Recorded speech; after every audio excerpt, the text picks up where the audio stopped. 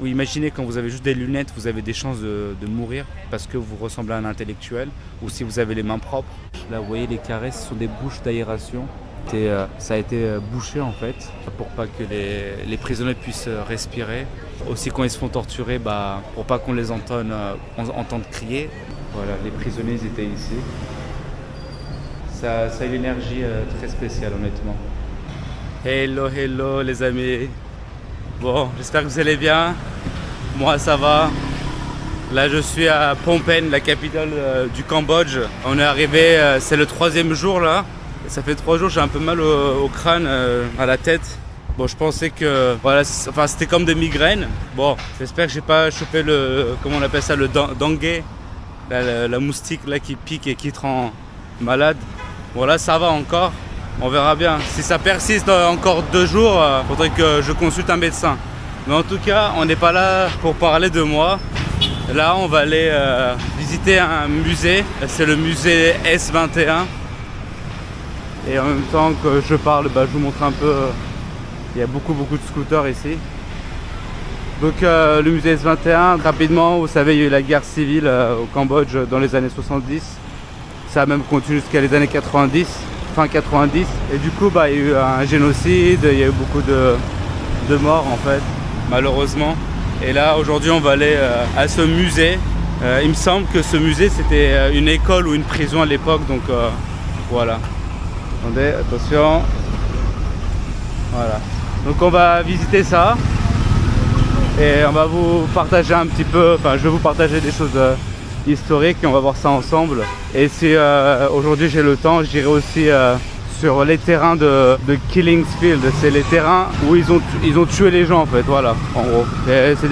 C'est un peu, faut voir ça un peu comme les camps en Asie, entre guillemets, les camps d'extermination, les camps de concentration en Allemagne, en Pologne, etc. Il faut considérer ça un peu équivalent.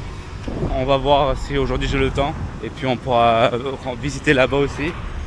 Donc voilà. Là hier soir je suis sorti, là il fait chaud. Et des fois il y a des grosses tempêtes de pluie, mais un truc de fou.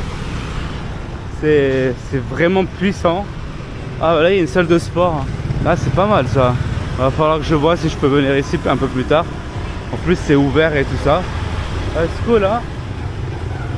Je dirais aussi que Phnom Penh c'est beaucoup plus chaotique. On est sur la route, je voulais vous montrer ça, la gestion des câbles électriques.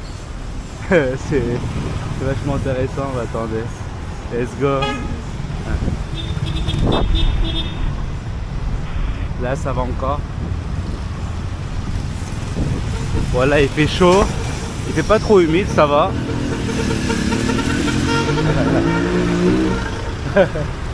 Il est en train de klaxonner parce qu'il y avait la caméra, ouais. On n'est pas loin en plus du musée là, on est à 5 minutes environ. Il va faire attention. Hop.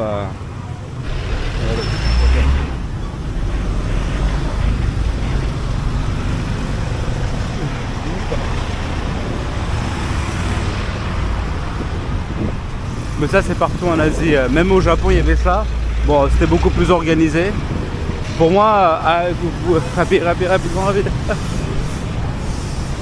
Pour moi ici, c'est un peu un mix entre la Chine et la Thaïlande, j'ai l'impression, le Cambodge.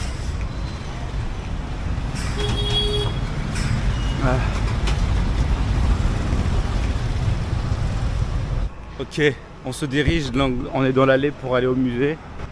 Et là, il y a des maisons, des villages, je sais pas trop ce que c'est. Ouais, il y a un truc aussi, j'ai remarqué, quand on marche sur la route, ici à Phnom Penh surtout, il n'y a pas vraiment de trottoir, quoi. Enfin, il faut marcher sur la route en plein milieu. Faire très attention.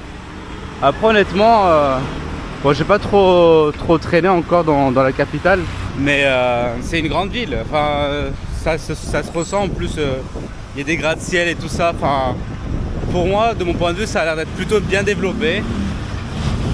Même si ça reste chaotique, hein. Beaucoup de deux roues ou de tuk-tuk. Bah ouais, purée. Là, ils vendent des chaussures. Ok.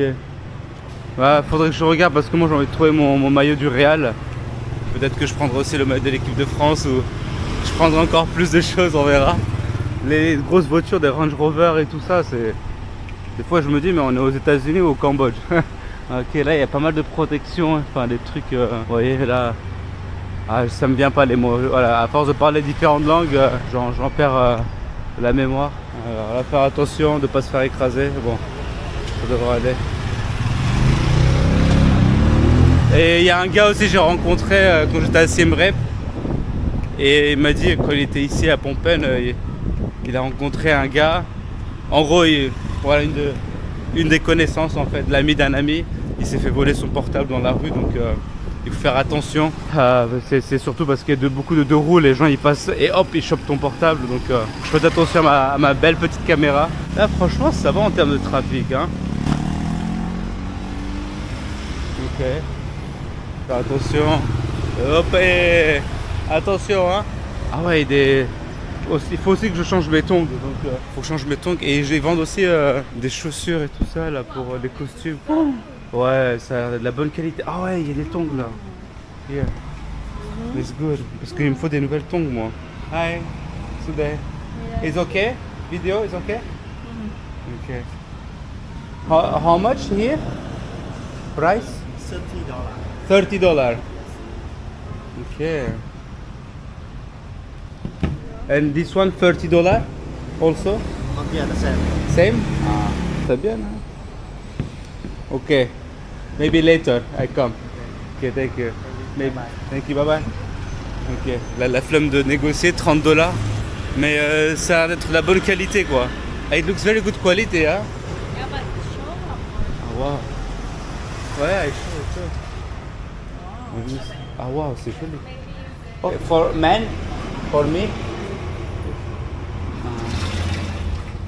This one.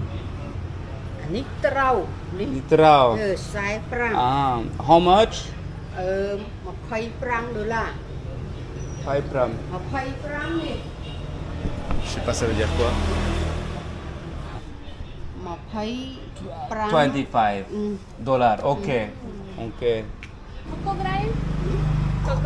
Crocodile. Crocodile? Nah. Material? ដូចគ្នា Nah, Material. no, Okay, very well. Ok. Okay. Orkun. Orkun, bye bye. Bon. On sait pas la matière, est-ce que c'est du crocodile ou autre chose. Mais elle a pas compris la dame.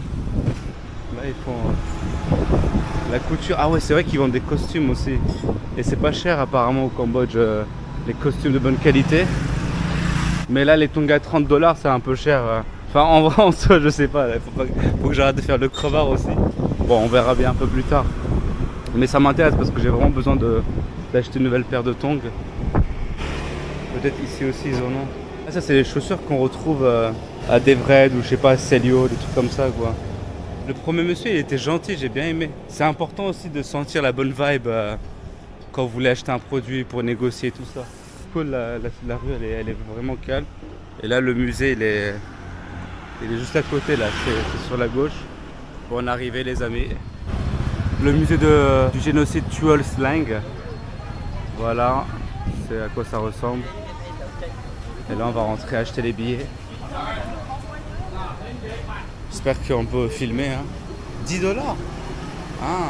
Ok les amis, donc on est arrivé au musée. Moi j'ai pris les écouteurs. Alors l'entrée c'est $5. Et avec l'audio c'est $10. Moi j'ai pris l'audio en français. Du coup comme ça je vais pouvoir faire la visite. Et puis ensuite vous expliquer un petit peu, résumer tout ça en fait. Là on a le plan. Je pense on est à l'entrée, je sais pas c'est où l'entrée. Le numéro 1, donc ça doit commencer ici. Puis on va faire un tour et puis voilà quoi. Donc en vrai ça va, hein. C'est pas cher du tout je trouve, c'est correct. Donc on va faire un tour et apprendre l'histoire. Allez, à de suite.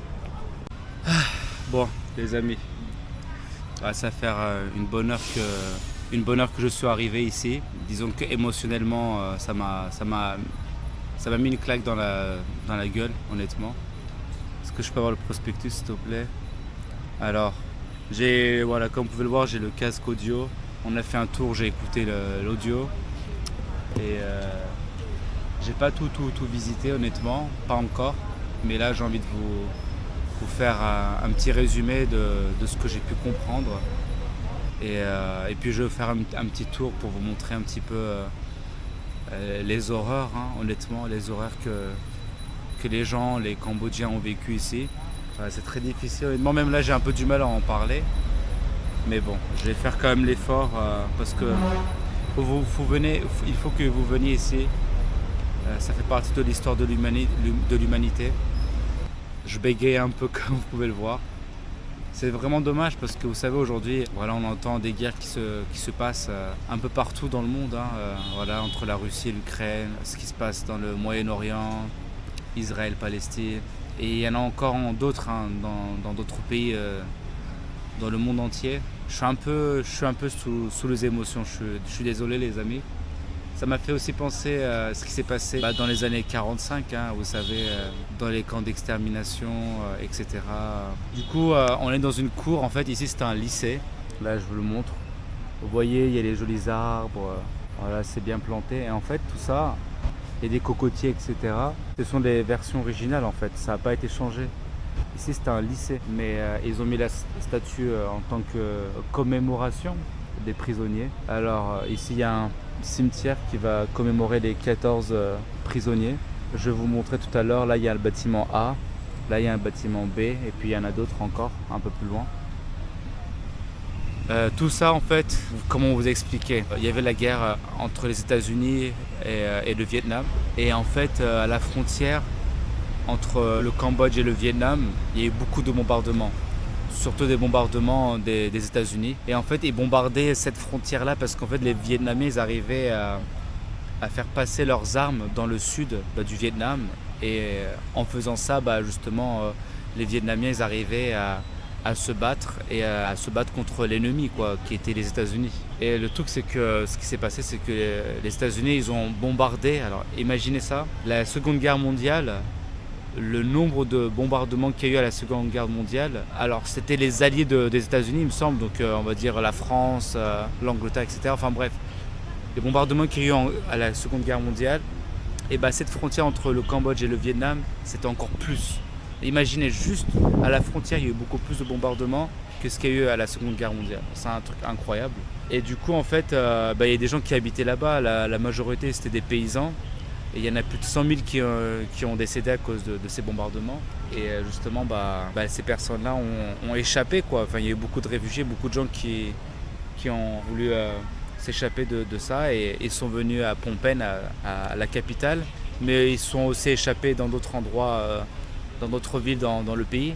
Et en fait, pour faire face à ces bombardements, il y a eu une armée révolutionnaire, les Khmers rouges, ils s'appellent, les communistes. Et voilà, ils sont venus, donc ils ont été accueillis à bras grands ouverts, voilà, pour aider les habitants en fait.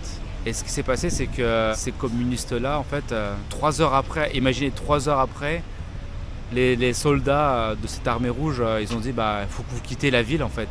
Donc il y avait plus de 3 millions de personnes qui étaient à Phnom Penh et ils ont été demandés d'évacuer Phnom Penh.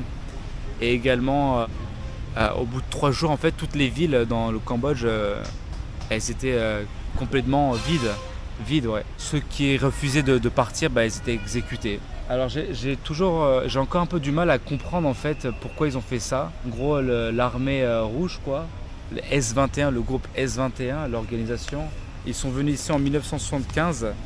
Alors l'école, on est à l'école Tuol Sieng, ce que je vous ai montré au début qu'on est rentré, c'est le camp de génocide. Et en fait, c'est une école qui est à côté, ils ont donné ce nom-là. En fait, je comprends pas trop pourquoi ils ont fait ça, mais en gros, l'armée a exécuté. Alors, 12 000 personnes ont été retrouvées dans les archives. Il y en avait apparemment 20 000 qui ont été exécutées ici et seulement 14 survivants. Ouais, c'est incroyable parce que ils ont torturé les gens. Ce qui se passait, c'est qu'ils torturaient les soldats. Ils torturaient jusqu'à avoir des réponses. Les personnes qui étaient torturées, ça pouvait être des médecins, ça pouvait être des gens normaux, des paysans. En fait, c'était un peu de tout. Mais même des ministres qui ont été torturés. Et les prisonniers devaient écrire. Ils étaient torturés dans le bâtiment en face, là. Et je vais vous montrer là rapidement après. Et du coup, ouais, ils étaient torturés pour donner des réponses à cette armée. Et voilà, quoi. Et une fois que le soldat trouvait ses réponses, il tuait, en fait. C'était des gens qui étaient torturés 3 fois par jour, 4 fois par jour. Donc là, je vais rapidement marcher petit à petit et puis vous montrer un peu ce qu'il y a. Je vais aussi ne pas discuter lorsqu'on va rentrer. Voilà, sans Mémoration des prisonniers, hein, malheureusement. Vous pouvez voir là, c'est l'étage. Premier étage, là vous voyez les carrés, ce sont des bouches d'aération. Et ici en fait ça a été bouché en fait pour pas que les prisonniers puissent respirer. Aussi quand ils se font torturer, pour pas qu'on les entende crier. D'ailleurs quand ils se faisaient torturer, ils n'avaient pas le droit de crier. Là je vais vous montrer, en gros ils ont gardé, il y a un lit dedans. Il y a des lits dans chaque chambre. Ça a été gardé comme ça a été retrouvé en fait. Attendez.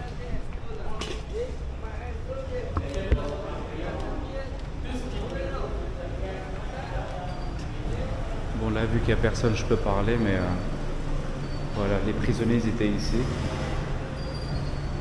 Et là une photo, voilà, enfin, c'est chaud quoi. Ça a une énergie très spéciale honnêtement. Et là on peut voir l'âge 21, 26, 30, 45 ans. Il y avait des hommes et des femmes. Je vous montre ça de plus proche, c'est près. Bon là il y a des groupes de touristes donc parce que normalement on n'est pas censé parler etc. Mais ouais. Là je vous montre un peu les chambres. Hein. Et c'est resté comme ça. En fait ce qui s'est passé c'était en 78. Les Cambodgiens et les Vietnamiens, si j'ai bien compris, ils sont venus en fait libérer ici. C'était tenu secret en fait cet endroit de torture. Alors vous allez me dire quand il y a un génocide c'est l'extermination de millions de personnes. Là on parle d'une partie du génocide. Là c'était 20 000 personnes prisonnières qui ont été tuées. Mais il y a d'autres endroits en fait dans le Cambodge où il y a des gens ils ont été torturés et tués aussi malheureusement. Voilà. Toutes les chambres sont pareilles. Il y en a une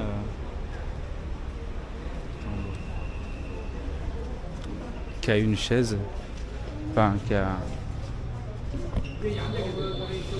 Ok. Ok, je crois que c'est la dernière chambre. Ah non, ok. Bon, c'est pas très grave.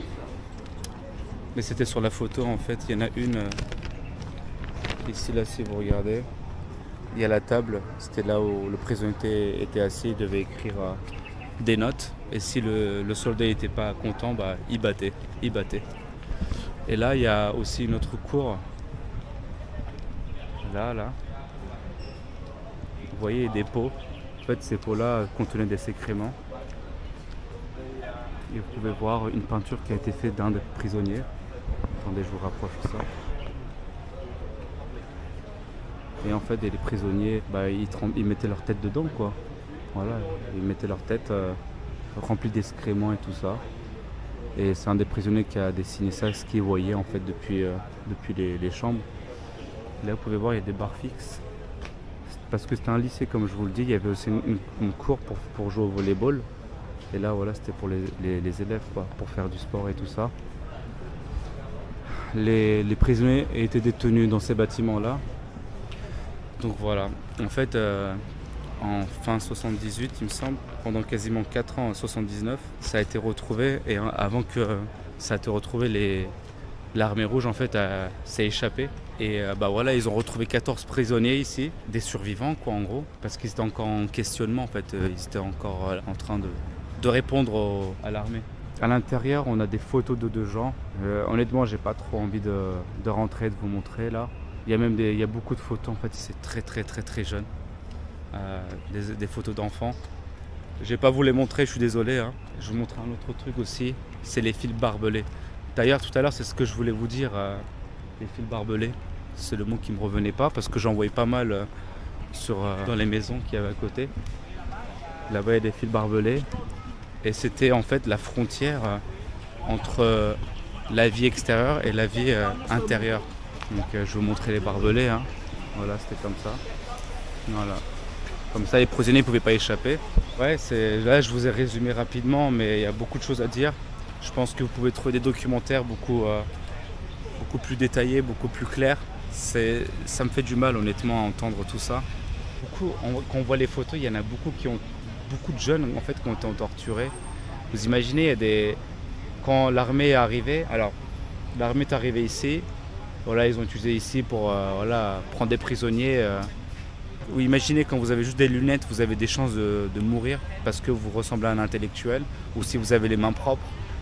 Même les mecs entre eux, ils s'entretuaient, hein, les mecs de l'armée, parce qu'il me semble qu'il y en a, ils prenaient le pouvoir en fait, et après ils tuaient d'autres gens du groupe. Enfin, c'est là où je suis un petit peu, j'ai du mal un peu à comprendre dans l'audio. Il y a des gens qui faisaient partie de l'armée rouge et au final ils se sont fait tuer aussi.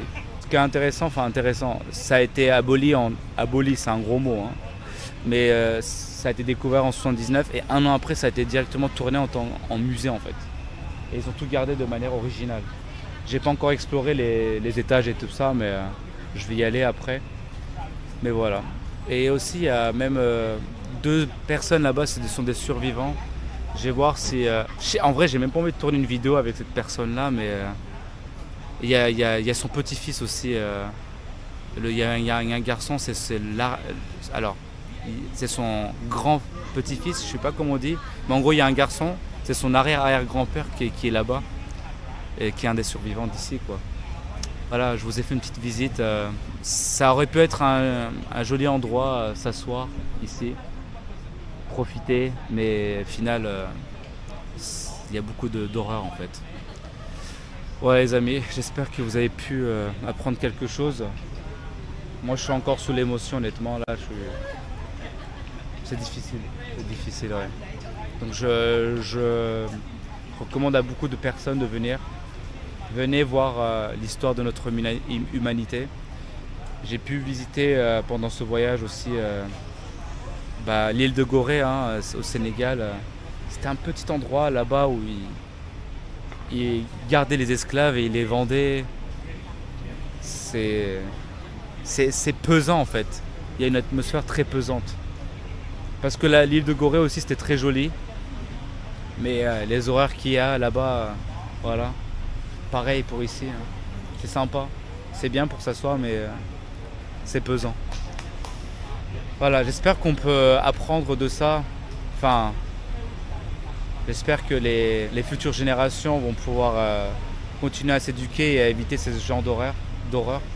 Parce que la guerre elle continue à exister malheureusement. C'est avec le financement des guerres que l'économie tourne, pour ceux qui ne savent pas. C'est avec la vente des armes. La production des armes et la vente des armes que certaines économies fonctionnent, d'où le fait que les guerres existent en fait. C'est très triste à dire ça, mais c'est une des réalités. Là j'ai pas trop envie de parler encore plus les amis, mais je me sens pas bien. Voilà. Merci d'avoir regardé cette vidéo les amis. Je vais voir. J'ai même pas envie d'aller voir le monsieur là, par respect un des survivants, on va voir. Soit je coupe la vidéo et puis voilà, on en finit là. Ou soit j'irai le voir et puis vous continuerez à voir le reste, quoi. Merci encore. Venez ici, c'est important. Voyagez, sortez. Soyez curieux, découvrez la vie. On voit les choses sur Arte, dans les documentaires, mais l'expérimenter c'est autre chose, vraiment autre chose. Allez, ciao.